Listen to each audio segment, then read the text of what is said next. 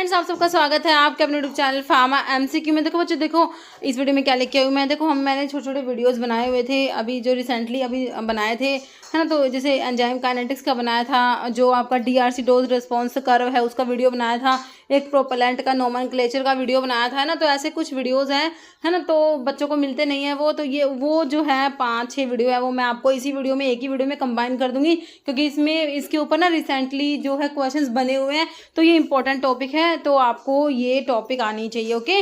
तो इसलिए जो है ये मैं आपको इसी वीडियो में कंबाइन करके प्रोवाइड करा रही हूँ, क्योंकि बहुत सारे बच्चे नए भी होते हैं और ठीक है, तो आपको काफ़ी यूज़फुल हो रह जाएगा ये, ठीक है। तो स्टार्ट करते हैं। और देखो बच्चों, स्टार्ट करने से पहले अगर आप लोगों ने अभी तक फार्मा एमसीक्यू ऐप को डाउनलोड नहीं करा तो अभी एप्लीकेशन को भी आप डाउनलोड कर सकते हो। वीडियो के डिस्क्रिप्शन बॉक्स में ऐप की लिंक है, बाकी प्ले स्टोर पर भी अवेलेबल है। तो ऐप में जो है आपको टेस्ट सीरीज मिल जाती है जिससे आप अपना आपको एनालाइज कर सकते हो, ओके। तो फार्मा एमसीक्यू ऐप को भी विजिट जरूर कीजिएगा। तो अभी देख लेते हैं इसमें बिना देरी स्टार्ट करते हैं। तो ये प्रोपेलेंट का आप जब नेमिंग करते हो ना, तो इसमें बच्चों आपके 3 डिजिट को, मतलब कि नेमिंग इसमें 3 डिजिट होते हैं।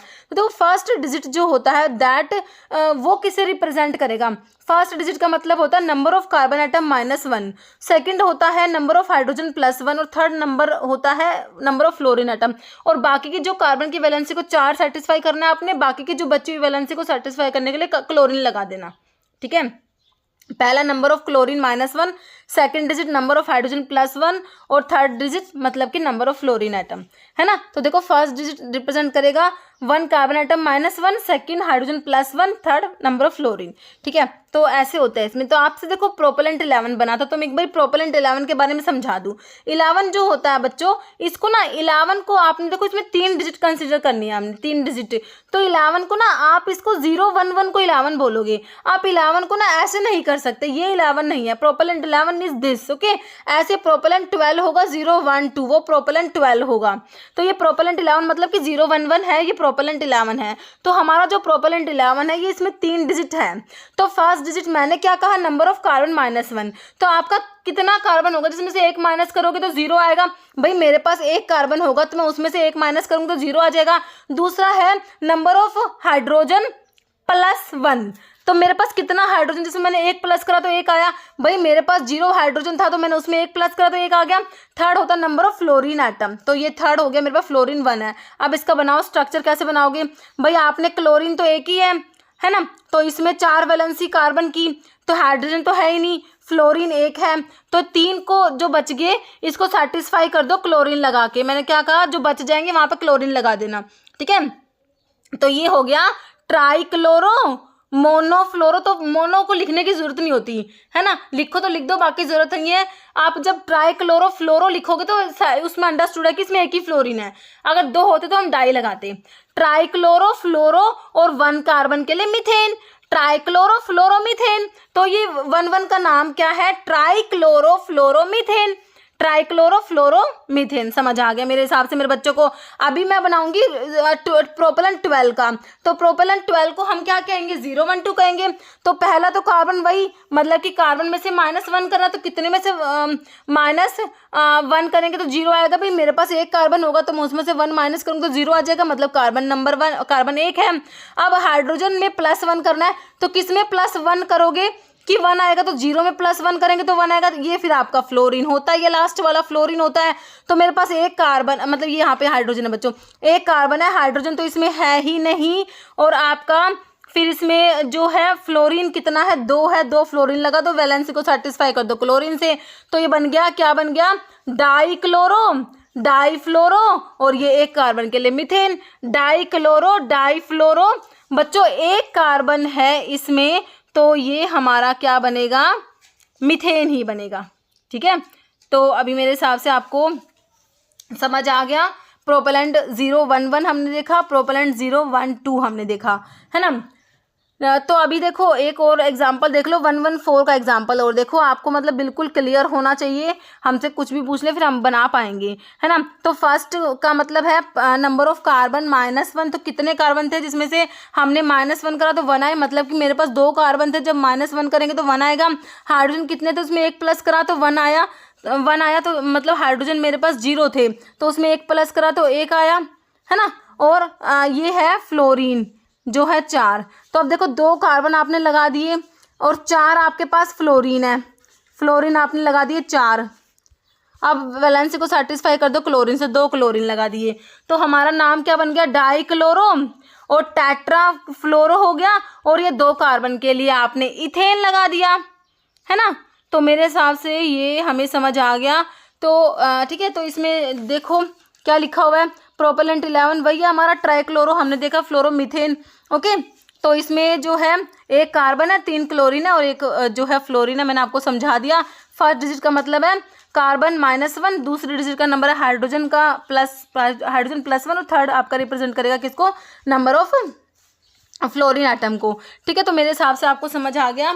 एक बार फिर देख लो, 0 1 1 को कैसे बताओगे, फर्स्ट डिजिट का मतलब है नंबर ऑफ कार्बन -1, तो कार्बन कितने थे, आपने -1 करा तो 0 आया, है ना। तो कार्बन मेरे पास 1 कार्बन थे, मैंने -1 करा तो 0 आया। हाइड्रोजन कितने थे, जिसमें आपने +1 करा तो 1 आया, तो हाइड्रोजन मेरे पास 0 थे, मैंने +1 करा तो 1 आया। और लास्ट वाली डिजिट बताएगी भाई कितने मतलब फ्लोरीन प्रेजेंट है ना। तो ये स्ट्रक्चर बनाओ, एक क्लोरीन है बच्चों, 4 वैलेंसी, क्लोरीन सॉरी कार्बन की 4 वैलेंसी है, तो एक फ्लोरीन लगा दिया, बाकी वैलेंसी को सेटिस्फाई कर दो क्लोरीन लगा के, तो ट्राई क्लोरो हो गया।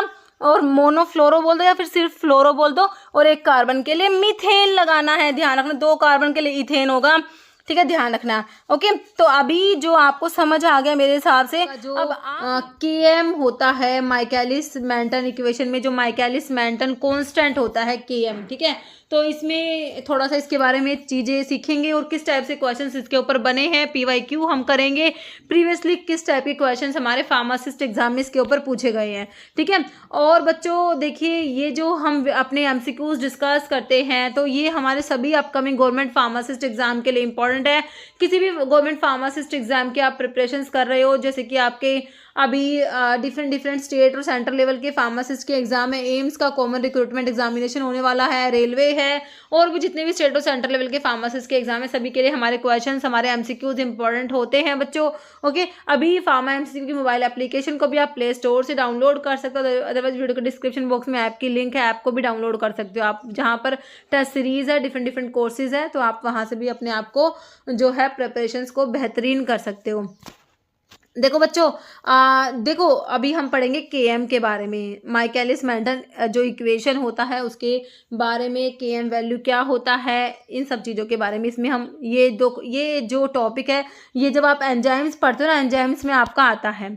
ओके, तो देखो बच्चों स्टार्ट करते हैं वीडियो। देखो इसमें जो आप जब फैक्टर अफेक्टिंग एंजाइम एक्टिविटी पढ़ते हो, कौन कौन से फैक्टर्स होते हैं जो एंजाइम की एक्टिविटी को अफेक्ट करते हैं, जब आप वो पढ़ते हो तो वहाँ पर भाई हमारा एंजाइम का कंसंट्रेशन होता है, जो अफेक्ट करता है प्रोडक्ट का कंसंट्रेशन, सबस्ट्रेट का कंसंट्रेशन, टेम्परेचर, pH, सब चीज़ें जो है अफेक्ट करती है। तो यहाँ पर एक आता है सबस्ट्रेट का कंसंट्रेशन, है ना। अब सबस्ट्रेट का जो कंसंट्रेशन का क्या फ़र्क पड़ेगा एंजाइम की एक्टिविटी पर, है ना। तो इसी में हमारा आता है Km, माइकलिस मेंटन इक्वेशन, जो Km जो माइकलिस मेंटन कांस्टेंट जो होता है, इसी के अंतर्गत हम लोग पढ़ते हैं जो सबस्ट्रेट की कंसंट्रेशन का एंजाइम की एक्टिविटी पे क्या फ़र्क पड़ेगा, तो वहाँ पर इसको हम पढ़ते हैं, ठीक है, बिल्कुल सही बात है। देखो हमारा जो होता है एंजाइम जो होता है सबस्ट्रेट से बाइंड होता है, ठीक है, तो क्या बनता है, अनस्टेबल एंजाइम सबस्ट्रेट कॉम्प्लेक्स बनता है for the formation of product, है ना बच्चों, ठीक है। तो यहाँ पर ये K1 होता है, ये K2 होता है, ये K3, मतलब K1 K2 K3 ये वेलोसिटी कांस्टेंट होते हैं बच्चों, ठीक है। तो यहाँ पर अगर आप निकालोगे Km क्या होता है, Km होता है इज इक्वल टू है ये K2 + K3 divide by K1 होता है, दिस इज Km। Km क्या है, माइकलिस मेंटन कांस्टेंट होता है, ये होता है आपका Km जो होता है, ठीक है। तो ये हो गया हमारा K2 + K3 बाय K1, ठीक है। तो अब डिफरेंट मॉडिफिकेशन करके हमने क्या इक्वेशन बनाई, ठीक है, ये Km जो है ये इसके इक्वल था। अब हमने इक्वेशन क्या बना ली, हमने बना लिया वेलोसिटी किसके इक्वल होगा, जो वेलोसिटी है रिएक्शन की वो किसके इक्वल होगी, V इज इक्वल टू किसके इक्वल होगी, V मैक्स, ठीक है, इनटू सबस्ट्रेट की concentration divide by Km plus substrate की कंसंट्रेशन। ठीक है, तो हमने ये इक्वेशन बना ली। ठीक है, तो ये मल्टीप्लाई का ये ठीक है, V max into substrate concentration by K M जो आपका माइकलिस मेंटन कांस्टेंट है प्लस सबस्ट्रेट कंसंट्रेशन। ठीक है, तो यहाँ पर एक बार आप देख लो, फिर मैं आपको समझाती हूँ ग्राफ के थ्रू, 1 मिनट। ठीक है, तो वेलोसिटी जो है, अगर ये क्या है, ये हमारा इक्वेशन है वी मैक्स। अभी हम देखेंगे, देखो जो सबस्ट्रेट वेलोसिटी, जैसे कि हमारा यहाँ पर होता है वेलोसिटी ऑफ द रिएक्शन, यहाँ पर सबस्ट्रेट की कंसंट्रेशन। तो यहाँ पर क्या होता है, देखो स्टार्टिंग में तो क्या होता है, जैसे आप सबस्ट्रेट की कंसंट्रेशन को बढ़ाओगे तो velocity of the reaction increase होती है ना, बढ़ती रहेगी बढ़ती रहेगी बढ़ती रहेगी। ठीक है, उसके बाद क्या होता है, एक यहाँ पर ऐसा पॉइंट आएगा जहाँ पर ये v is equal to V max हो जाएगा। ये v मैक्स है, यहाँ पर हमारा वेलोसिटी, अब आप सबस्ट्रेट की कंसंट्रेशन कितना भी बढ़ाओ लेकिन वेलोसिटी नहीं बढ़ेगा, है ना, तो ये v मैक्स होता है। ओके, ये आपका v मैक्स हो गया। अब अगर हम करें v is equal to V max by 2, कह रहे मैक्सिमम वेलोसिटी का हाफ, तो ये मान लो मैक्सिमम वेलोसिटी का वी मैक्स बाय 2 है, वी मैक्स बाय 2। अब वी मैक्स बाय 2 पे सबस्ट्रेट की कितनी कंसंट्रेशन है बच्चों, जब velocity is equal to V max by 2 है तो सबस्ट्रेट की जो concentration it is known as K M. बच्चों यही होता है, के एम क्या होता है, सबस्ट्रेट की वो कंसंट्रेशन जब velocity is equal to V max by 2 होगा। सिर्फ और सिर्फ इतना जो है ये कंसेप्ट है जहां से हमारा क्वेश्चंस पुटअप होता है हमारे एग्जाम में। ठीक है, ठीक है, समझ आया। तो ये इक्वेशन होती है v equal to V max into substrate concentration by K M plus S. अब यहाँ पर वेलोसिटी को अगर आप v मैक्स बाय 2 करोगे ना, इस इक्वेशन में बच्चों अगर आप लिखोगे v की जगह v मैक्स बाय 2 लिखोगे तो यहाँ से निकल के पता है क्या आएगा, K M is equal to substrate की कंसंट्रेशन आ जाएगी। मतलब के एम क्या होता है, सबस्ट्रेट की वो कंसंट्रेशन जहां पर वेलोसिटी क्या होती है, v is equal to V max by 2 होता है। ठीक है, तो आपने सिर्फ ये कहानी इसमें समझनी है और मेरे हिसाब से मैं आपको समझा पाई हूँ, आगे और भी क्लियर हो जाएगा। ठीक है, तो केएम तो यही होता है बस, जो मैंने आपको समझा दिया। अब देखते हैं हमने कैसे क्या कहानी लिखी है इसमें। ठीक है, enzyme kinetics and KM value हमने पढ़ना है। तो एंजाइम एंड सबस्ट्रेट कंबाइन होते हैं, हमने देखा भाई एंजाइम और सबस्ट्रेट कंबाइन होते हैं to form unstable enzyme substrate complex for the formation of and क्या बनेगा, प्रोडक्ट बनेगा। तो मैंने बताया था यहाँ पर K1 होता है, यहाँ पर K2 होता है, वेलोसिटी कांस्टेंट है ना, ये K3। तो Km मैंने आपको क्या बताया, Km क्या होता है, K2 plus K3 divide by K1 होता है बच्चों। ठीक है, तो इसको मॉडिफाई करके हमने जो इक्वेशन बनाया था मैंने अभी आपको वो बताया, V क्या होगा, V होगा V मैक्स इंटू सबस्ट्रेट की कंसंट्रेशन डिवाइड बाय नीचे क्या था हमारा Km प्लस सबस्ट्रेट की कंसंट्रेशन। मैंने अभी आपको जो है इसमें बता के बना के बता दिया है ना।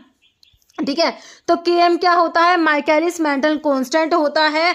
Km is defined as substrate concentration. बच्चों Km क्या है, कंसंट्रेशन है, ध्यान से पढ़ना, क्या है ये, सबस्ट्रेट की कंसंट्रेशन है। तो इसकी यूनिट क्या होगी भाई, जो कंसंट्रेशन की यूनिट होती है वही होगी ना, मोल पर लीटर होगी। ठीक है, तो ये बात भी याद रखना, क्वेश्चन इसके ऊपर भी बन गया भाई, यूनिट क्या है Km की, तो भाई कंसंट्रेशन है ये, तो कंसंट्रेशन की यूनिट मोल पर लीटर होगी। ठीक है, कह रहे defined as substrate concentration, Km जो सबस्ट्रेट का वो concentration to produce half maximum velocity in an enzyme catalysed reaction. ठीक है, तो हाफ मैक्सिमम वेलोसिटी जो है v is equal to V max by half होगा, मैंने अभी आपको बताया एंजाइम कैटलाइज्ड रिएक्शन में। ठीक है, तो ये हमारा Km होता है। ओके, ठीक है, तो एक बार ये ग्राफ देख लो, ये हमारी किताब से हमने हमारी बुक से लिया है ग्राफ, है ना। ठीक है, तो देखो सबस्ट्रेट की कंसंट्रेशन जैसे जैसे जो आप बच्चों सबस्ट्रेट की कंसंट्रेशन दी है, देखो यहाँ पर आपकी सबस्ट्रेट की कंसंट्रेशन, यहाँ पर वेलोसिटी ऑफ द रिएक्शन है। तो जैसे सबस्ट्रेट की कंसंट्रेशन को बढ़ाओगे वेलोसिटी देखो बढ़ती जाएगी, है ना। बाद में क्या होगा, ये वी मैक्स आ जाएगा और इसके बाद जितनी मर्जी सबस्ट्रेट की कंसंट्रेशन बढ़ा लो वेलोसिटी नहीं बढ़ेगी, मैक्सिमम वेलोसिटी अचीव हो चुकी है बच्चों। ठीक है, तो जब वी मैक्स का हाफ होगा, देखो हाफ ऑफ वी मैक्स पर जो सबस्ट्रेट की कंसंट्रेशन है that is known as Km। ठीक है, तो Km क्या है, सबस्ट्रेट की वो कंसंट्रेशन जहां पर वेलोसिटी क्या होती है, वी मैक्स बाय 2 होता है। बच्चों समझ आया, मेरे हिसाब से आपको समझ आ गया है। तो इस टाइप का जब वेलोसिटी सबस्ट्रेट की कंसंट्रेशन का क्या फ़र्क पड़ता है ना, तो वेलोसिटी ऑफ द रिएक्शन और सबस्ट्रेट का जब आप ये ग्राफ प्लॉट करोगे सबस्ट्रेट की कंसंट्रेशन का, तो इस टाइप से हाइपरबोला इस टाइप का ग्राफ को बोला जाता है। ओके, ठीक है, तो ये समझ आ चुका मेरे हिसाब से। ठीक है, तो इसमें ये लिखा हुआ है इट इंडिकेट हाफ। अब Km, जो Km होता है हमारा क्या इंडिकेट करता है, half of the enzyme molecule, मतलब 50% are bound with the substrate molecule when the substrate concentration equal होगी Km के इक्वल होगी। कह रहा है जब सबस्ट्रेट की कंसंट्रेशन जो है Km के इक्वल होती है तो क्या होता है, वेलोसिटी क्या है बच्चों, Vmax/2 है। वेलोसिटी क्या है, मैक्सिमम वेलोसिटी का हाफ है ना, तो मतलब क्या है, half of the enzyme molecule, मतलब 50% enzyme bound with the substrate molecule. ठीक है, जब हमारा जो Km is equal to substrate concentration होगा। ठीक है, अब Km बच्चों एक बहुत ही पर्टिकुलर, मतलब एक कहते हैं कॉन्स्टेंट होता है, सब एंजाइम का पर्टिकुलर Km वैल्यू होता है। ठीक है, Km कह रहे कांस्टेंट होता है, कैरेक्टरिस्टिक फीचर होता है किसी भी एंजाइम का, एक कैरेक्टरिस्टिक फीचर होता है ये एंजाइम का। Km वैल्यू जो होता है ये रिप्रेजेंटेटिव होता है मेजरिंग द स्ट्रेंथ ऑफ जो एंजाइम सबस्ट्रेट कॉम्प्लेक्स बच्चों बना था ना, एंजाइम सबस्ट्रेट से जो है कंबाइन होता है, अनस्टेबल जो एंजाइम सबस्ट्रेट कॉम्प्लेक्स बनता है for the formation of product, है ना। तो इसकी जो एफिनिटी होती है, इसकी जो स्ट्रेंथ होती है ना बच्चों, इसको मेजर करता है हमारा Km वैल्यू, है ना। ये क्या रिप्रेजेंट करे, it is representative for measuring the strength of enzyme substrate complex. करे अगर Km वैल्यू कम होगा, देखो ये ना एफिनिटी के इनवर्सली प्रोपोर्शनल होता है। करे लो Km value indicate strong affinity between enzyme and substrate, और हाई Km वैल्यू होगी तो वीक एफिनिटी होती है एंजाइम और सबस्ट्रेट के बीच में। ठीक है, तो Km वैल्यू जो है ये एफिनिटी को इंडिकेट कर रहा है और ये इनवर्सली प्रोपोर्शनल होता है एफिनिटी के, ये भी याद रखना। ठीक है, और मेजोरिटी ऑफ द एंजाइम्स के लिए Km वैल्यू होती है इन द रेंज ऑफ 10⁻⁵ से 10⁻² होती है। ठीक है, इट में however be noted that Km is not depend on the, ये एंजाइम की कंसंट्रेशन पे डिपेंड नहीं कर रहा, क्योंकि हमने जो अभी इक्वेशन देखी थी उसमें क्या था, उसमें एंजाइम की कंसंट्रेशन कहीं पर भी नहीं थी, जो सबस्ट्रेट की कंसंट्रेशन से लेना देना है यहाँ पर। ठीक है, एंजाइम की कंसंट्रेशन से कोई फर्क नहीं पड़ रहा। ठीक है, तो मेरे हिसाब से ये Km वैल्यू मैं आपको समझा पाई हूँ। Km क्या होता है, माइकलिस मेंटन कांस्टेंट होता है Km क्या होता है, सबस्ट्रेट की कंसंट्रेशन के इक्वल होता है। कब, जब वेलोसिटी क्या होगी, मैक्सिमम वेलोसिटी का हाफ होगी। अभी मेरे हिसाब से आपको समझ आ गई है चीज़ें, अभी भी क्लियर नहीं हुआ तो क्वेश्चंस के थ्रू क्लियर कर लीजिए। ओके, तो अभी क्वेश्चंस हैं, क्वेश्चंस के बिना तो हमारी कहानी अधूरी है ना। एक बारी हम देखो, अब क्वेश्चन देखो, unit of Km value Michaelis Menten equation, Km value की यूनिट मैंने अभी आपसे कहा, क्या कहा, Km क्या है, Km सबस्ट्रेट का वो कंसंट्रेशन है जहाँ पर वेलोसिटी Vmax/2 है, तो एक तरीके से क्या है, कंसंट्रेशन है। तो कंसंट्रेशन की यूनिट क्या होती है बच्चों, सेकंड इनवर्स नहीं होती, मोल पर लीटर होती है ना। बाकी मोल पर लीटर इनवर्स, सेकंड इनवर्स नहीं होगा, मोल पर सेकंड नहीं होगा, तो आंसर ऑप्शन बी सही है। नेक्स्ट देखो, in Michaelis Menten equation when Km is equal to C, मतलब कह रहे हैं कि Km is equal to C, Km जब कंसंट्रेशन के इक्वल होगा, है ना, तो क्या होगा, तो वही है, जब Km जो है ये सबस्ट्रेट की कंसंट्रेशन के इक्वल होता है, वेलोसिटी Vmax/2 होती है, वही है, indicate zero order process, rate process occur at constant rate, equation become identical to first order elimination of drug, या rate of process is equal to half of maximum rate, ये होगा बच्चों, क्योंकि V is equal to Vmax/2 हमने देखा जब Km is equal to concentration और substrate के इक्वल होता है।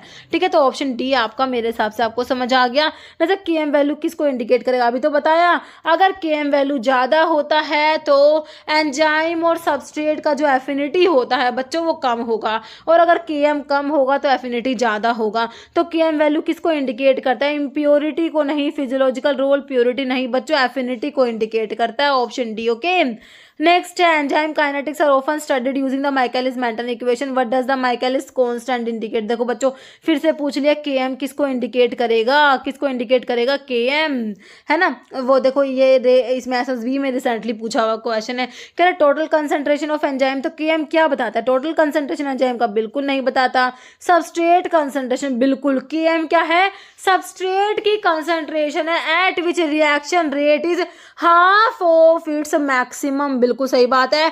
जब v is equal to V max by 2 होगा तो km जो है वो सबस्ट्रेट की कंसंट्रेशन के इक्वल है। तो km क्या है, सबस्ट्रेट की concentration at which reaction rate, मतलब कि जो v होता है v is equal to V max by 2, reaction rate is half of its maximum. ठीक है, तो बिल्कुल सही बात है ये।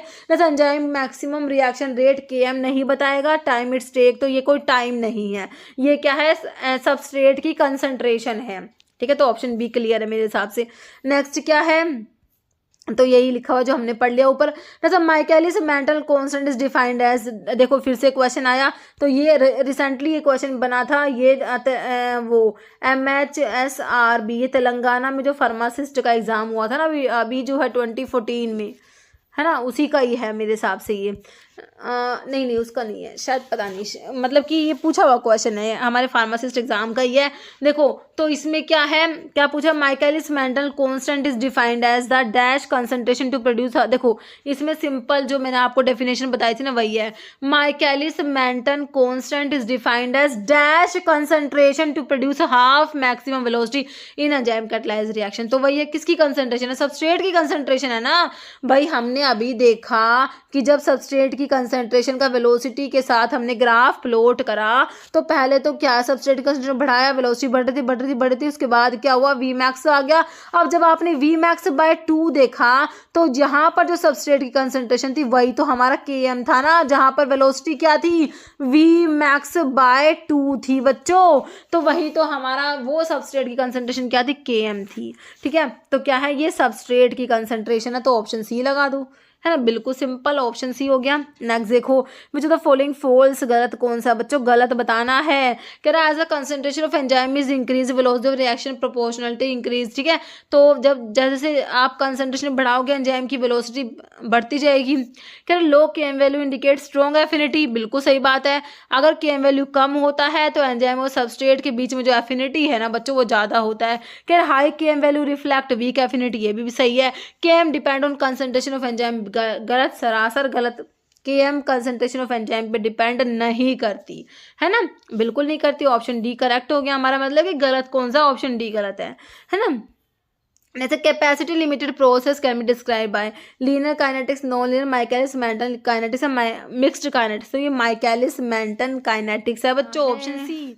ड्रग कंसंट्रेशन टाइम प्रोफाइल, इसे हम समझेंगे। तो ये एक रिलेशनशिप होता है किस किस के बीच में, कंसंट्रेशन ऑफ ड्रग, ठीक है, ड्रग का जो कंसंट्रेशन होता है ना साइट ऑफ एक्शन पर, और जो प्लाज्मा में, उन सबका रिलेशनशिप होता है। तो एक बार देखो इसको, plasma drug concentration time profile, देखो इसमें जो होता है ये एक ग्राफ प्लॉट करते हैं, एक तरफ हमारा टाइम है और एक तरफ हमारा प्लाज्मा ड्रग कंसंट्रेशन, इस टाइप से। ठीक है, यहाँ पर टाइम है, यहाँ पर प्लाज्मा ड्रग कंसंट्रेशन है। तो ये ग्राफ देखो बच्चों इस टाइप का है आपका, ठीक है, तो ये जो हमारा ग्राफ है होने वाला है इस टाइप से। ठीक है, तो इसमें देखो क्या होता है, एक तो आपसे जो सी मैक्स पूछा जाता है, सी मैक्स क्या होता है बच्चों, देखो देखो आपकी जो ये ड्रग है, आपने ड्रग दी, है ना, तो जहाँ पर इसने जो है एक्शन प्रोड्यूस करा, ड्रग ने जब अपना एक्शन प्रोड्यूस करा, जब मिनिमम इफेक्टिव कंसंट्रेशन के ऊपर ड्रग चले जाए, देखो मिनिमम इफेक्टिव कंसंट्रेशन क्या होता है, मिनिमम इफेक्टिव कंसंट्रेशन जहाँ पर ड्रग अपना एक्शन, जैसे कि आपने सर दर्द के लिए दवाई ली, तो जब वो दवाई आपने ली, है ना, तो वो जिस टाइम पे अपना एक्शन प्रोड्यूस करेगी ना, है ना, तो वो आपका होता है, उसे ऑनसेट ऑफ एक्शन बोलेंगे, है ना। और ये कब आएगा, जब आपकी ड्रग एमईसी से ऊपर चली जाएगी, मिनिमम इफेक्टिव कंसंट्रेशन के ऊपर, है ना। ठीक है, तो देखो ये आपका जो है ऑनसेट ऑफ एक्शन, ड्रग ने अपना इफेक्ट प्रोड्यूस करा, ठीक है, तो ये होता है ऑनसेट ऑफ एक्शन कहते हैं, और जिस टाइम पे उसने इफेक्ट प्रोड्यूस करा वो आपका ऑनसेट टाइम कहते हैं। ठीक है, अब देखो सी मैक्स, मैक्सिमम जो कंसंट्रेशन है ड्रग का बच्चों, ये सी मैक्स क्या होता है, मैक्सिमम ड्रग का कंसंट्रेशन, ये देखो मैक्सिमम ड्रग का कंसंट्रेशन सी मैक्स जो होता है, इसको क्या बोलते हैं, सी मैक्स को पीक प्लाज्मा कंसंट्रेशन भी कहते हैं, या फिर maximum concentration of drug in the plasma is known as C max. और वो टाइम जहां पर ड्रग का कंसंट्रेशन मैक्सिमम होगा ना, किस टाइम पर होगा ना, वो टाइम आपका टी मैक्स होता है। C Max T max clear है। बिल्कुल क्लियर है। दो तो यही क्वेश्चन थे, सी मैक्स क्या है, टी मैक्स क्या, अभी समझ आ चुके हैं हमें। ठीक है, अब देखो जो आपका मिनिमम इफेक्टिव कंसंट्रेशन के नीचे जो डोज होती है ना ड्रग की, वो सब थेरेप्यूटिक लेवल होगा। वहां पर अगर ड्रग ने मिनिमम इफेक्टिव कंसंट्रेशन से कम है ड्रग अभी हमारी, तो वहां पर कोई इफेक्ट प्रोड्यूस ही नहीं होगा, वो सब थेरेप्यूटिक लेवल होगा। ठीक है, मिनिमम इफेक्टिव कंसंट्रेशन और एक होता है मैक्सिमम सेफ कंसंट्रेशन। देखो मैक्सिमम सेफ कंसंट्रेशन के ऊपर अगर ड्रग की कंसंट्रेशन चलेगी तो वो टॉक्सिक लेवल हो जाएगा। और जो रेंज है between minimum effective concentration and maximum safe concentration, तो इसे हमने थेरेप्यूटिक रेंज कहा। It is also known as therapeutic window. ठीक है, तो ये भी इंपॉर्टेंट, ये क्वेश्चन पूछा हुआ था कि भाई मिनिमम इफेक्टिव कंसंट्रेशन और मैक्सिमम सेफ कंसंट्रेशन के बीच का रेंज क्या होता है, थेरेप्यूटिक विंडो होता है या थेरेप्यूटिक रेंज होता है। ठीक है, तो सही है, समझ आ गया आपको ये। ठीक है, आपका जो सी मैक्स है वहाँ पे absorption rate is equal to elimination rate होता है। ओके, बाकी ये इसमें जो है हमें समझ आ गया। और जो ना ये एरिया होता है, area under the curve, area and AUC, area under the plasma, जो ये प्लाज्मा टाइम प्रोफाइल कर्व का जो ये एरिया है ना बच्चों, ये एरिया, ये जो एरिया है ये रिप्रेजेंट करता है हमारी बायो अवेलेबिलिटी को। Rate and extent of drug absorption, rate and extent of drug absorption बताता है हमारा एरिया अंडर द कर्व। तो बहुत इंपॉर्टेंट है, कई बार एग्जाम में क्वेश्चन पूछा गया कि भाई एरिया अंडर द कर्व क्या रिप्रेजेंट करेगा। तो एरिया अंडर द कर्व जो है ये वाला एरिया अंडर द कर्व है। देखो ये जो है ना आपका area under the plasma time concentration जो कर्व, इसका जो ये एरिया है बच्चों, ये एरिया रिप्रेजेंट करता है बायो अवेलेबिलिटी को। ठीक है, rate and extent of drug concentration. Okay, समझ आ गया मेरे हिसाब से ग्राफ। ठीक है, अभी जो है इसके टर्म्स देख लो। ठीक है, फिर क्वेश्चंस देख लेते हैं। तो मिनिमम इफेक्टिव कंसंट्रेशन क्या बताया मैंने आपको, मिनिमम इफेक्टिव कंसंट्रेशन क्या होता है, minimum concentration of drug in plasma required to produce therapeutic effect, है ना। तो मिनिमम ड्रग की वो मिनिमम कंसंट्रेशन जो थेरेप्यूटिक इफेक्ट प्रोड्यूस करेगी ना, कम से कम कंसंट्रेशन थेरेप्यूटिक इफेक्ट प्रोड्यूस करेगी, that is minimum effective concentration. ठीक है, तो कह रहे हैं माइक्रोबियल एंटी माइक्रोबियल के केस में आपका मिनिमम इनिबिटरी कंसंट्रेशन होता है, वहां पर MIC होता है। मिनिमम इनिबिटरी कंसंट्रेशन का मतलब क्या होता है, minimum concentration of anti microbial agent in plasma required to inhibit the growth of microorganism. ठीक है, तो वही मिनिमम इफेक्टिव कंसंट्रेशन है। वैसे अगर एंटी माइक्रोबियल के केस में देखोगे तो मिनिमम इनिबिटरी कंसंट्रेशन होता है।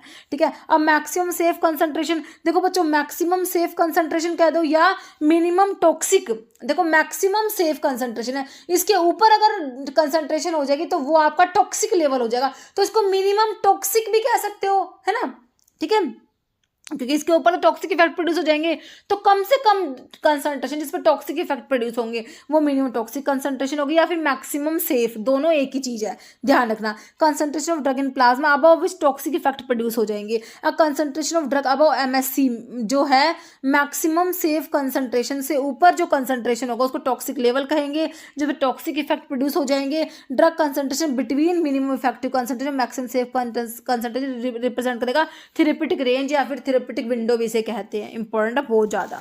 ठीक है, एक आपका होता है मैक्सिमम प्लाज्मा कंसंट्रेशन, जो आपका सी मैक्स मैंने आपको बताया, हमने जो ग्राफ देखा था यहाँ पर टाइम, यहाँ पर प्लाज्मा जो ड्रग कंसंट्रेशन था, है ना, तो ये हमने जो ये देखा था ऐसे ग्राफ, तो यहाँ पर मैंने आपको बताया सी मैक्स है, और ये सी मैक्स जहाँ जिस टाइम पर आया है तो वो आपका टी मैक्स हमने देखा, सी मैक्स और टी मैक्स। तो सी मैक्स क्या है, मैक्सिमम कंसंट्रेशन, देखो ये ड्रग की कंसंट्रेशन बढ़ रही ये मैक्सिमम होगी, मैक्सिमम जो ड्रग की कंसंट्रेशन है वो आपका सी मैक्स है। तो सी मैक्स के बारे में क्या लिखा हुआ है, देखो point of maximum concentration of drug in plasma, this is C max.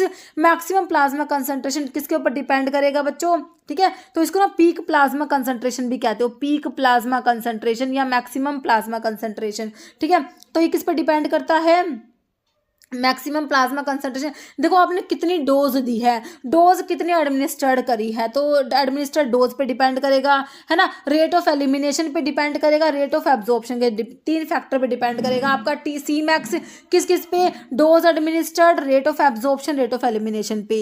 ठीक है, peak represent the point of time when absorption equals the elimination rate of drug, अभी हमने ग्राफ में देखा था सी मैक्स पे क्या होता है, एब्जॉर्प्शन रेट जो होता है इज इक्वल टू होता है एलिमिनेशन रेट के, एब्जॉर्प्शन रेट एलिमिनेशन रेट के इक्वल होता है कहाँ पर, सी मैक्स पर, है ना। और इसको सी मैक्स मैक्सिमम कंसंट्रेशन है, तो कंसंट्रेशन को रिप्रेजेंट करोगे इसमें माइक्रोग्राम पर ml में। ठीक है, तो ये हो गया सी मैक्स के बारे में। अब आपका देख लो एक बारी एरिया अंडर द कर्व। तो मैंने आपको बताया था, हमने जो ये ग्राफ देखा था, इसमें जो ये एरिया अंडर द कर्व जो ये एरिया था, ये किसको रिप्रेजेंट करता है बच्चों? बायो अवेलेबिलिटी को, क्योंकि ये क्या बताता है? ये rate and extent of drug absorption बताता, तो ये रिप्रेजेंट करेगा बायो अवेलेबिलिटी को। तो एरिया अंडर द कर्व कह रहा है total integrated area under the plasma drug concentration time curve, it express total amount of drug that enter the systemic circulation after administration of the drug. तो किसको represent करेगा? Bio availability, है ना। फिर आपका टाइम ऑफ मैक्सिमम कंसंट्रेशन, वही T max जो मैंने बताया अभी आपको, टाइम ऑफ मैक्सिमम कंसंट्रेशन, ठीक है, या time of peak concentration, T max जिसे बोलते हो। Time required for a drug to reach peak concentration in plasma, कितना टाइम लगा आपको सी मैक्स तक पहुंचने में, है ना। तो सी मैक्स मैक्सिमम कंसंट्रेशन जो ड्रग का अटेन करने में जो टाइम लगा ना, वो आपका टी मैक्स है। तो ये जो टी मैक्स किसको बताएगा? रेट ऑफ एब्जॉर्प्शन को, है ना। रेट ऑफ एब्जॉर्प्शन को एस्टिमेट कर सकते हो टी मैक्स से, और ये तो टाइम है तो इसको एक्सप्रेस करेंगे आर में, ठीक है। तो और एक दो टर्म हो रहा है, ऑनसेट ऑफ एक्शन क्या होता है? तो हमने देखा था अभी ग्राफ में ऑनसेट ऑफ एक्शन कि भाई जहाँ पर ड्रग ने अपना इफेक्ट प्रोड्यूस करना शुरू करा, the beginning of pharmacological response produce by the drug, है ना। तो फार्माकोलॉजिकल रेस्पॉन्स जब आपके शुरू हो जाता है, ड्रग फार्माकोलॉजिकल रेस्पॉन्स प्रोड्यूस करना शुरू कर देगी, beginning of pharmacological response produce by the drug, इसे कहते हैं onset of action. It occur when the plasma drug concentration just exceed minimum effective concentration, से ऊपर जब ड्रग की कंसंट्रेशन जो ना मिनिमम कंसंट्रेशन जो ड्रग की है, जो इफेक्ट प्रोड्यूस करते हैं वो मिनिमम इफेक्टिव कंसंट्रेशन, है ना, तो इसको एक्सीड कर जाएगी तो आपका ऑनसेट ऑफ एक्शन होगा, ठीक है। अब ऑनसेट टाइम होता है time required for the drug to start producing a pharmacological response, है ना। तो ये ऑनसेट टाइम होता है। It usually correspond to time for plasma concentration to reach MEC after administration of the drug. तो ये आपका क्या हो गया? ऑनसेट टाइम हो गया, ठीक है। फिर ड्यूरेशन ऑफ एक्शन होता है, duration of the time period during which pharmacological response is produce by the drug, कितना मतलब टाइम पीरियड तक आपका रेस्पॉन्स रहेगा। It usually correspond to duration when the plasma concentration of drug remains above, जब तक minimum effective concentration से ऊपर drug की कंसंट्रेशन रहेगी ना, तो वो आपका ड्यूरेशन ऑफ एक्शन आता है। एक होता है थेरेप्यूटिक रेंज, अभी हमने देखा जो आपका मिनिमम इफेक्टिव कंसंट्रेशन और मैक्सिमम सेफ कंसंट्रेशन के बीच का रेंज क्या था? थेरेप्यूटिक रेंज या थेरेप्यूटिक विंडो होता है।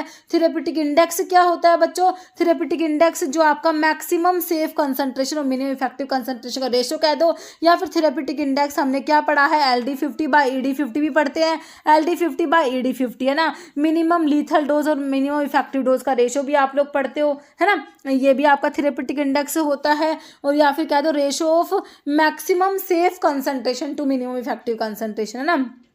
या फिर ratio of dose required to produce toxic या lethal effect to dose required to produce effective therapeutic effect. तो इसको भी आप ऐसे डिफाइन कर सकते हो, ये आपका थेरेप्यूटिक इंडेक्स होता है बच्चों। बहुत ही ज़्यादा इंपॉर्टेंट चीज़ें हैं ये, therapeutic index, therapeutic range, therapeutic window, है ना। सी मैक्स, टी मैक्स, तो मेरे हिसाब से आपको सारी बातें क्लियर हो चुकी है। और हम क्वेश्चन से और भी ज़्यादा अच्छे से क्लियर कर लेंगे इन चीज़ों को। क्वेश्चन देख लो, यहाँ से और भी क्लियर हो जाएगा। देखो अभी क्वेश्चन देखो, कह रहा टी मैक्स क्या होता है? तो अभी हमने ग्राफ में देखा, हमने जो हमारा ग्राफ पर यहाँ पर टाइम, यहाँ पे प्लाज्मा ड्रग कंसंट्रेशन का हमने जो ग्राफ प्लॉट करा बच्चों, तो इसमें टी मैक्स कहाँ था? देखो आपका जो ये जो है सी मैक्स था, यहाँ पर क्या था? सी मैक्स, और जहाँ पर ये सी मैक्स प्रोड्यूस होगा ये टाइम क्या था? टी मैक्स था। तो टी मैक्स क्या है?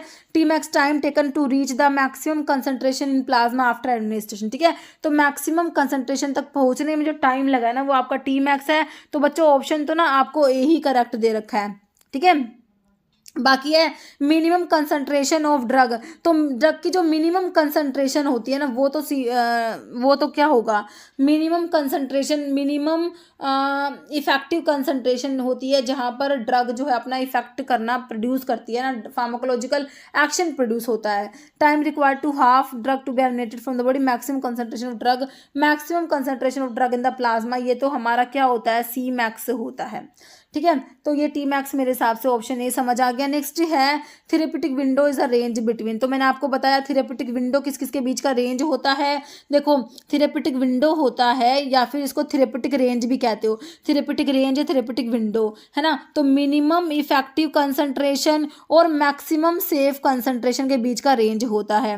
मिनिमम इफेक्टिव कंसंट्रेशन और मैक्सिमम सेफ कंसंट्रेशन। अब मैक्सिमम सेफ कंसंट्रेशन को आप मिनिमम टॉक्सिक कंसंट्रेशन भी कह सकते हो। मैक्सिमम सेफ कंसंट्रेशन को हमने क्या कहा था कि भाई मैक्सिमम सेफ, इसके बाद टॉक्सिक इफेक्ट प्रोड्यूस हो जाएंगे, तो इसको आप मिनिमम टॉक्सिक कंसंट्रेशन भी कह सकते हो। तो देखो therapeutic window Cmax and Tmax नहीं होगा, minimum toxic concentration and minimum effective concentration. तो एक बात तो सही है, क्योंकि देखो किसके बीच का रेंज था, minimum effective concentration and maximum safe concentration. अब मैक्सिमम सेफ को अगर मिनिमम टॉक्सिक कहोगे तो ऑप्शन तो बी सही हो गया आपका, है ना, बिल्कुल सही है। अब आ गया minimum lethal dose and minimum effective dose, ऐसा नहीं होता, minimum effective concentration and maximum effective नहीं होता बच्चों, मैक्सिमम सेफ होता तो सही होता है ये, ठीक है। तो ऑप्शन बी मेरे हिसाब से समझ आ गया आपको। जैसे Cmax रेफर्स टू मैक्सिमम, तो Cmax सिंपल आपका मैक्सिमम कंसंट्रेशन हो ड्रग का प्लाज्मा में, Cmax तो मिनिमम नहीं होता, थेरेपेटिक इंडेक्स नहीं होगा, maximum concentration of drug achieve in the blood after administration, बिल्कुल सही है। Time it take to reach half of maximum concentration, ऐसा नहीं होता, ऑप्शन सी हो जाएगा, ठीक है। नेक्स्ट देखो क्वेश्चन, तो मैक्सिमम कंसंट्रेशन हो गया ड्रग का, है ना। नेक्स्ट देखो बायो अवेलेबिलिटी का सिंपल आपसे पूछा है, बायो अवेलेबिलिटी का डेफिनेशन तो वही होता है आपका rate and extent of drug absorption, है ना, rate at which drug eliminate, ऐसा नहीं होता। मैक्सिमम कंसंट्रेशन ऑफ ड्रग, तो ये Cmax हो गया। Time to reach peak concentration, ये Tmax हो गया आपका। Fraction of administered dose of drug that reach systemic circulation, ये आपका बायो अवेलेबिलिटी हो गया, ऑप्शन डी राइट हो जाएगा। नेक्स्ट है विच of the following is incorrect, कौन सी बात गलत है। देखो ऑनसेट ऑफ एक्शन का मतलब क्या था, beginning of pharmacological response is called onset of action, बिल्कुल सही है, जहाँ पर फार्माकोलॉजिकल रिस्पॉन्स हमारे जो है स्टार्ट होते हैं, है ना।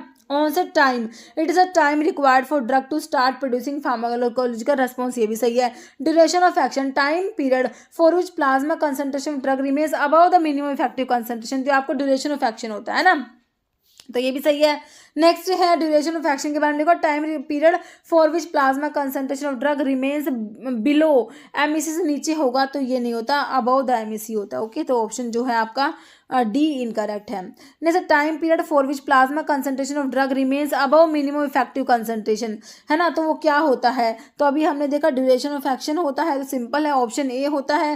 Next which of the following parameter from plasma concentration time profile study give indication of rate of drug absorption, तो रेट ऑफ ड्रग एब्जॉर्प्शन को कौन बताएगा। देखो Cmax तो इंटेंसिटी ऑफ एब्जॉर्प्शन है ना, कितना इंटेंसिटी से ड्रग, तो इंटेंसिटी ऑफ एक्शन जो होता है ना, इंटेंसिटी ऑफ एक्शन वो बताता है Cmax, तो रेट तो आपका ऑप्शन बी हो जाएगा, Tmax से बताएगा। बाकी एरिया अंडर द कर्व किसको बताता है, rate and extent of absorption, rate and extent of absorption मतलब बायो अवेलेबिलिटी के बारे में बताता है आपका एरिया अंडर द कर्व, बाकी टी हाफ दिया है, ठीक है। तो आंसर ऑप्शन बी क्लियर हो गया है हमारा। नेक्स्ट है what is measured by comparing the area under the curve of a drug given orally, area under the curve, area under the curve of a drug orally देंगे, और दूसरा area under the curve of the same drug given IV, है ना, तो ये किसको represent करेगा। देखो ये जो है आपका, वैसे तो इसको अगर अच्छे से आंसर करोगे तो ये एब्सोल्यूट बायो अवेलेबिलिटी, क्या होता है, ये एब्सोल्यूट बायो अवेलेबिलिटी होता है। तो आपको इसमें ऑप्शन में देखो इस टाइप से दिया, तो ये आपका बायो अवेलेबिलिटी हो जाएगा, ऑप्शन डी हो जाएगा, ओके। बायो अवेलेबिलिटी देखो बच्चों, इसमें जो है हमारा टाइप ए होती है, टाइप बी होती है, type C, type D, type E और टाइप एफ तक होती है ये, ठीक है। तो देखो इसके नाम से टाइप ए में ऑगमेंटेड रिएक्शंस होती है, ऑगमेंटेड, है ना, जैसे टाइप बी में बिजार है, सी में क्रोनिक, सी को क्रोनिक से, डी में डिलेड, है ना, ई से एंड ऑफ यूज, एफ से फेलियर ऑफ थेरेपी, जो भी आप ड्रग दे रहे थे उनका फेलियर मतलब हो गया, एंटागोनिज्म वगैरह इसमें ये सब आता है, ठीक है।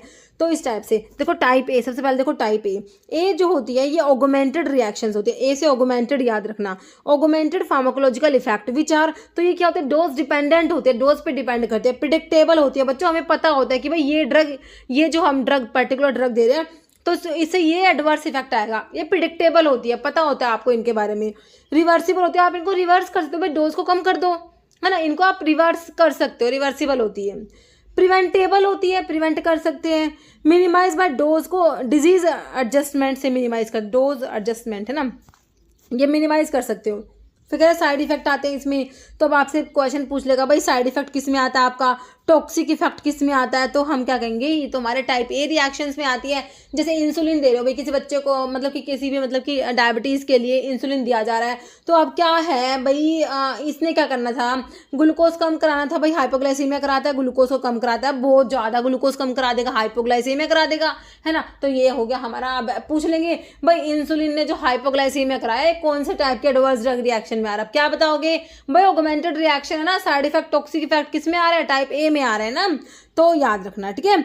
Side effect, toxic effect, secondary effect, ये टाइप ए में आएंगे। तो टाइप ए रिएक्शंस कह रहे हैं constitute approximately 80% of adverse drug reactions में सारी जो होती है मोस्टली जो है टाइप ए में आती है।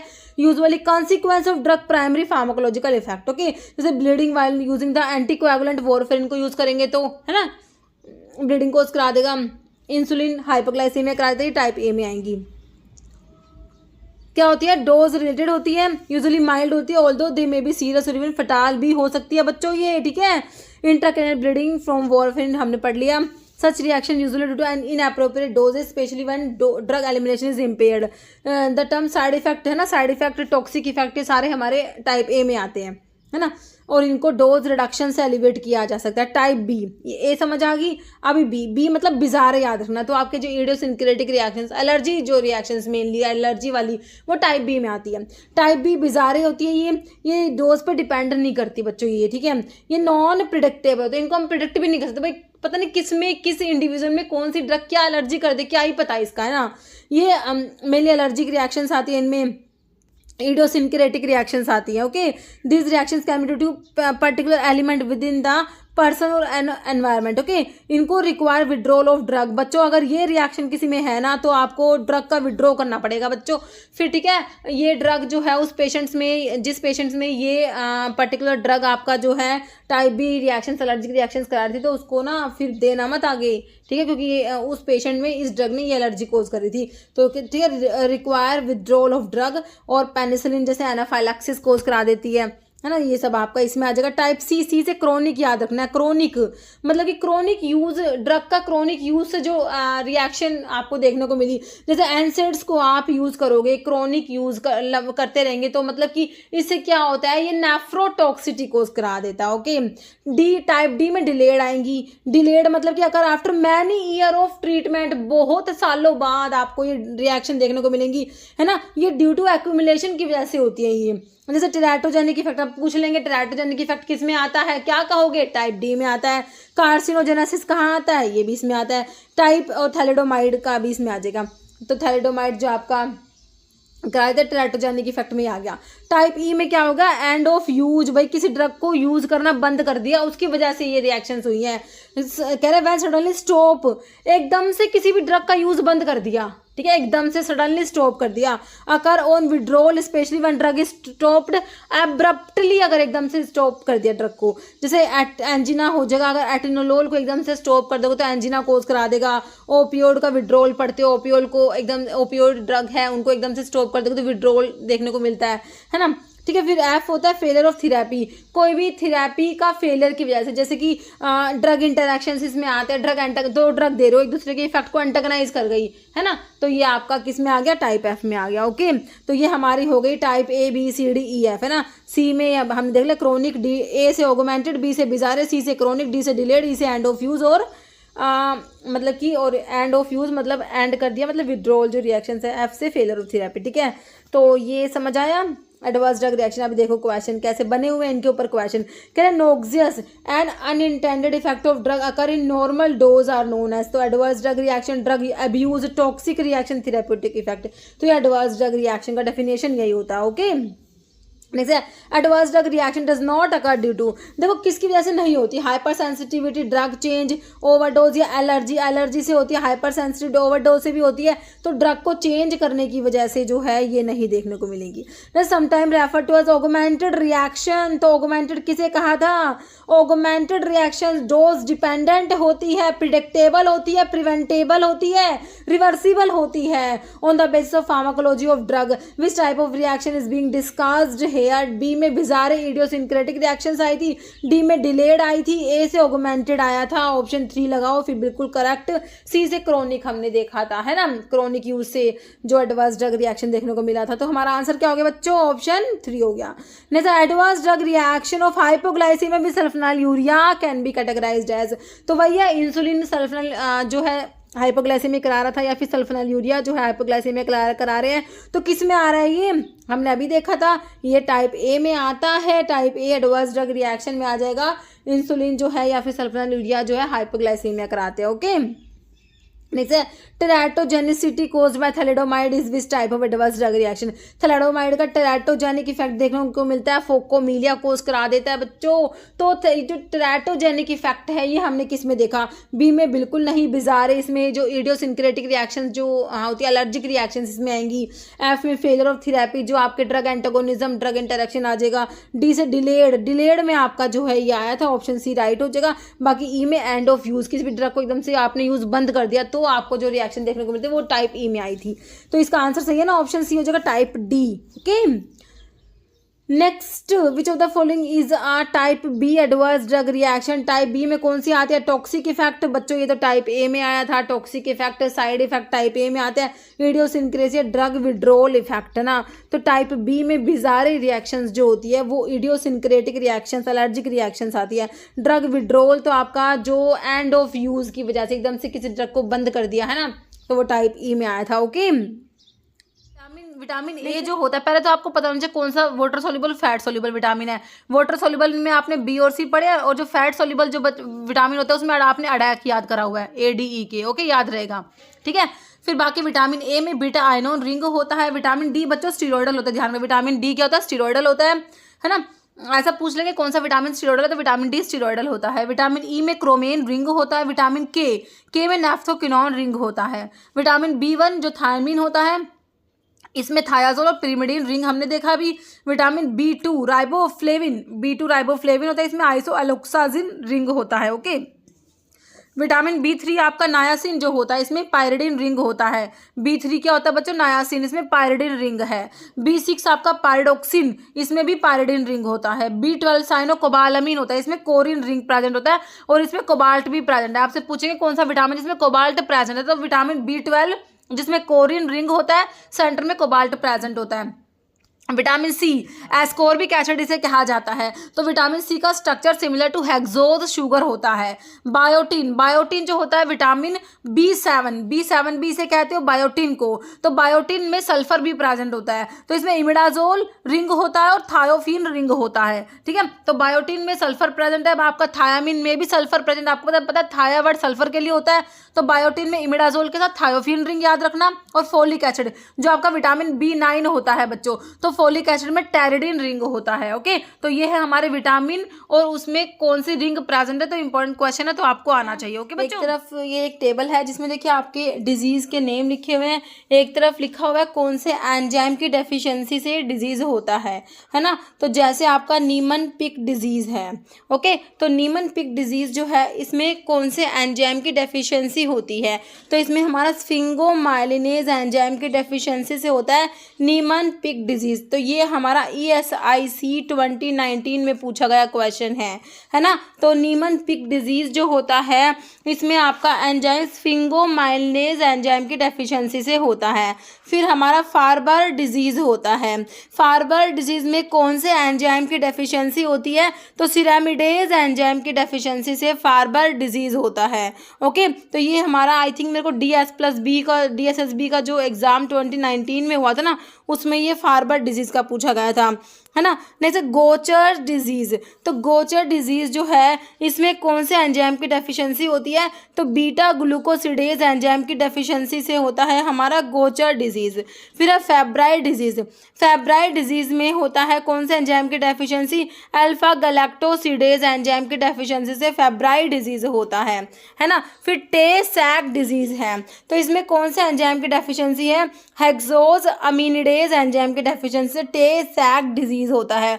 लास्ट है हमारा क्रैबेज डिजीज, क्रैबेज डिजीज में कौन से एंजाइम की डेफिशिएंसी है, बीटा गैलेक्टोसिडेज एंजाइम की डेफिशिएंसी से क्रैबेज डिजीज होता है। ओके, तो ये इंपॉर्टेंट है, एग्जाम में क्वेश्चन कर्व जो होता है है ना।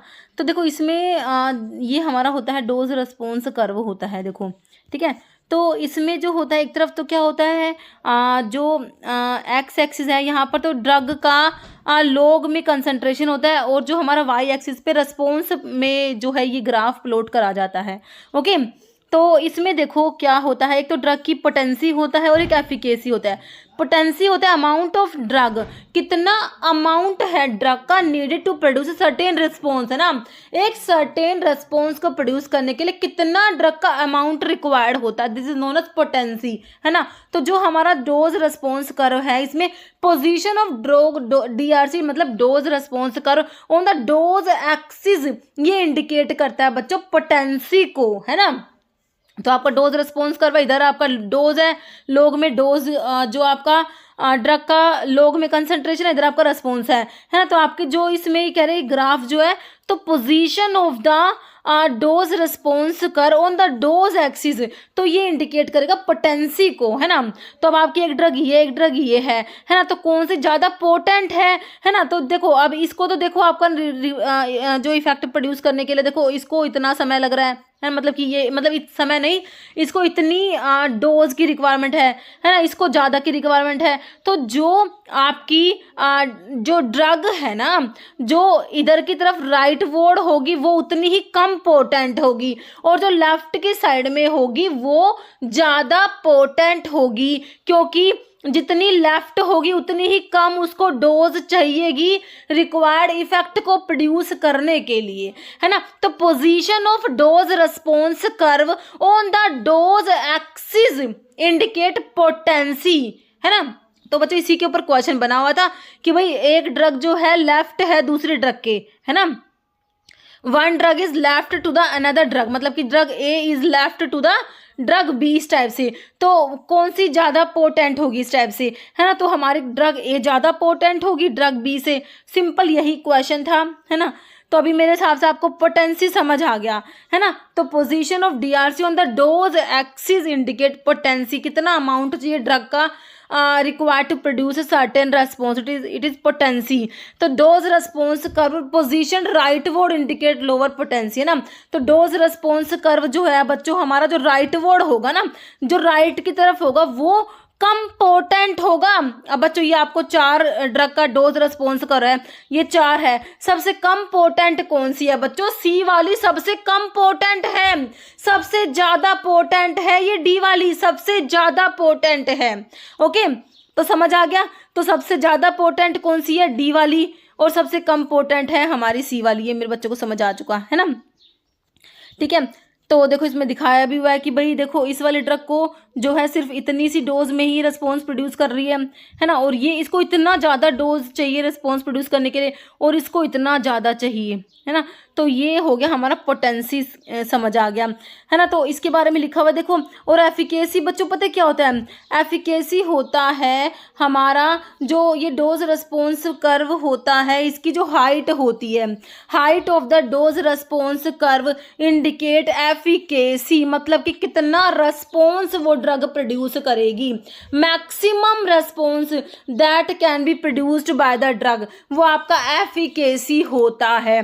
तो हाइट जो है डीआरसी की वो इंडिकेट करती है बच्चों, एफिकेसी को इंडिकेट करेगी, ठीक है।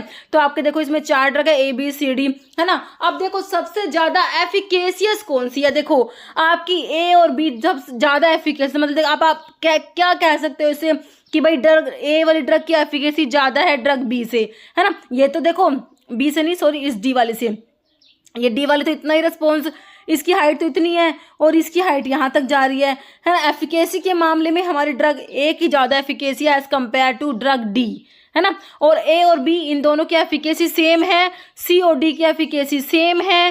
पोटेंसी के मामले में डी की सबसे ज़्यादा पोटेंसी है, इन तीनों की पोटेंसी डी से कम है ना। बाकी सबसे कम पोटेंसी है हमारे सी की, समझ आया। और एफिकेसी कहेंगे तो हम इन दोनों की सेम है, सी और डी की एफिकेसी सेम है, ए और बी की एफिकेसी सेम है। बच्चों इस टाइप से इसके ऊपर क्वेश्चन बना हुआ है ना, तो इसलिए थोड़ा सा आपको समझ मेरे हिसाब से आ चुका। ओके अब इसमें यही लिखा हुआ है drug B is less potent but equally efficacious as drug A, है ना। तो ये हमने देखा ड्रग बी कम पोटेंट है बट इक्वली एफिकेशियस है एज ड्रग ए। बी कह रहे हैं कम पोटेंट है, क्या कह रहे हैं बी, देखो बी कम पोटेंट है, बिल्कुल है। B is less potent, B क्या है less potent but equally efficacious है। ए के इसकी एफिकेसी तो बराबर है ए के, लेकिन पोटेंसी कम है, तो बिल्कुल सही बात है ना। फिर आपका जो ड्रग सी है, सी वाली ड्रग कम पोटेंट है, किससे कम पोटेंट है, ये लेस पोटेंट है देन ड्रग ए। ये ए वाली ड्रग से भी, बी वाली से भी, डी वाली से सबसे कम पोटेंट है हमारी सी, मैंने आपको बता दिया, है ना। और ये सी वाली ड्रग एफिकेशियस भी कम है ए से, ए वाली से जो है, और बी वाली से एफिकेशियस कम है सी वाली, है ना। डी सबसे ज़्यादा पोटेंट है, मैंने आपको बता दिया D is more potent than drug A, B और सी, तीनों से सबसे ज़्यादा पोटेंट कौन सी है, डी सबसे ज़्यादा पोटेंट है। और ये एफिकेशियस कम है ए और बी से, ए और बी से इसकी एफिकेसी कम है और सी के इक्वली एफिकेशियस है। तो ये बातें मेरे हिसाब से आपको समझ आ चुकी है ना। तो यही मैंने यहाँ पे लिखा हुआ है ड्रग बी कम पोटेंट है, इक्वली एफिकेशियस है drug A, C less potent and less efficacious. Drug A से, जो ए वाली ड्रग है उससे पोटेंसी भी कम है सी की, अभी हमने देखा, देखो सी वाली ड्रग है वो ए वाली ड्रग से पोटेंसी भी कम है, एफिकेसी भी कम है। देखो सी वाली ड्रग है, इसकी ए वाली ड्रग से पोटेंसी भी कम है बच्चों, है ना, पोटेंसी कम है क्योंकि इधर की तरफ राइट वर्ड है, और एफिकेसी कम है, तो ये इसकी हाइट सिर्फ इतनी जा रही है ना। फिर क्या कहा इन्होंने, डी सबसे ज़्यादा पोटेंट हमने देखी, सबसे जो लेफ्ट साइड में डी है, डी सबसे ज़्यादा potent, more potent than drug A B C, और कम एफिकेसी किससे, ए और बी से इसकी एफिकेसी कम है, और इक्वली एफिकेसी ड्रग सी, अभी हमने देख लिया, है ना। तो एफिकेसी मैंने क्या बताया, maximum response that can be produce by the drug, है ना, वो हमारा एफिकेसी होता है। मैक्सिमम रिस्पॉन्स जो प्रोड्यूस होता है ना, वो efficacy. Upper limit of DRC is the index of efficacy. तो मेरे हिसाब से पोटेंशियल एफिकेसी अभी आपको बहुत ही अच्छे से क्लियर हो गया। तो आप देखो ये जो क्वेश्चन हमारा बना हुआ था एम्स में, है ना, कह रहे if dose response curve of two drug is compare, ठीक है, तो दो ड्रग है, उसका आपने डीआरसी जो ड्रग का लोग में कंसंट्रेशन है बच्चों, यहाँ पर आपका रिस्पॉन्स है, dose response curve of two drug is compared, first drug is left और सेकेंड ड्रग लेफ्ट में है, फर्स्ट ड्रग जो है आपका लेफ्ट में है सेकेंड ड्रग के, ठीक है, ये फर्स्ट ड्रग है और ये सेकेंड ड्रग है। First drug is left to the second ना, ठीक है ना, मतलब सेकेंड राइट में है, फर्स्ट लेफ्ट में है। In DRC then which of the following is true for first drug के बारे में आप बताओ पहले क्या है, पोटेंसी के मामले में क्या कहोगे, first drug is more potent then the second drug कहोगे कि नहीं, बिल्कुल कहोगे। आप क्या कहोगे फर्स्ट ड्रग के बारे में, ड्रग इज मोर पोटेंट, बिल्कुल भाई ज़्यादा पोटेंट है भाई, ये राइट की साइड में सॉरी लेफ्ट साइड में आ गई ना। जो ड्रग राइट वोर्ड हमने देखा था कि राइट वोर्ड जो होता है वो कम पोटेंट होता है क्योंकि उसको ज़्यादा डोज की रिक्वायरमेंट होती है रेस्पॉन्स को प्रोड्यूस करने के लिए, और जो लेफ्ट साइड में है उसे कम डोज रिक्वायर्ड है रेस्पॉन्स को प्रोड्यूस करने के लिए, ठीक है। तो ड्रग इज मोर पोटेंट, क्या फिर कह रहे हैं drug will have high maximum response या लेस पोटेंट इक्वल एक्टिविटी। तो बच्चों बिल्कुल करेक्ट हो गया आपका ऑप्शन है कि नहीं। तो मेरे हिसाब से मैं आपको क्लियर कर पाई हूँ। और एक और देख लो क्वेश्चन, इस टाइप का क्वेश्चन एक और बना हुआ है, ये भी एक एग्जाम का क्वेश्चन। देखो the given figure shows the DRC of 4 drug ABCD which drug is most potent. देखो 4 ड्रग का डीआरसी दिया आपको, देखो 4 ड्रग है यहाँ पे डीआरसी, इसमें अच्छे से आपको दिख जाएगा ना, 4 ड्रग का डीआरसी दिया है, डोज रिस्पॉन्स कर A B C और D, कह रहा है सबसे ज़्यादा पोटेंट कौन सी है। अब हम तो बिल्कुल आराम से बता देंगे भाई D वाली से ज़्यादा पोटेंट है क्योंकि हमें पता है लेफ्ट, सबसे लेफ्ट में D वाली है सबसे ज़्यादा, सबसे। अब इसमें बताओ सबसे लेस पोटेंट कौन सी है, आप कोई आपसे पूछे लेस पोटेंट तो कहोगे C वाली सबसे कम पोटेंट है। सबसे हाई एफिकेसी किसकी है भाई, इसमें तो A वाली की सबसे ज़्यादा एफिकेसी है क्योंकि A वाली देखो इसकी हाइट यहाँ तक जा रही है और इसकी उससे थोड़ी नीचे जा रही है। B वाली की सबसे ज़्यादा एफिकेशियस हमारी ड्रग A है, सबसे ज़्यादा पोटेंट D है ना। और देखो एफिकेसी D और C की बराबर है, इसे हम देख पा रहे हैं, है ना। और सबसे ज़्यादा पोटेंट होगी, तो आपसे इसमें यही पूछा इस क्वेश्चन में यही है। देखो क्या ड्रग A इज, तो इसमें क्या पूछा है मोस्ट पोटेंट पूछा है, कह रहे drug A is most potent and most efficacious, तो A सबसे ज़्यादा पोटेंट नहीं, काट दो, ए तो है ही नहीं मोस्ट पोटेंट, मोस्ट एफिकेशियस तो है भाई ए, क्योंकि सबसे ज़्यादा हाइट इसमें ए की जा रही है, तो मोस्ट एफिकेशियस तो कह दोगे, लेकिन मोस्ट पोटेंट नहीं कह सकते। कह रहे बी मोस्ट पोटेंट है, अब भाई बी तो मोस्ट पोटेंट है ही नहीं, है ना। एंड लेस एफिकेशियस, तो बी मोस्ट पोटेंट नहीं है। सी मोस्ट पोटेंट, सी भी मोस्ट पोटेंट, सी तो सबसे कम पोटेंट है, सबसे कम पोटेंसी सी की है। और कह रहे डी मोस्ट पोटेंट, लास्ट वाले ऑप्शन में D is most potent and less efficacious than A. हाँ बिल्कुल सही है, ए से कम एफिकेशियस है डी वाली, एफिकेसी के मामले में तो कम है बट पोटेंसी ज़्यादा है डी की।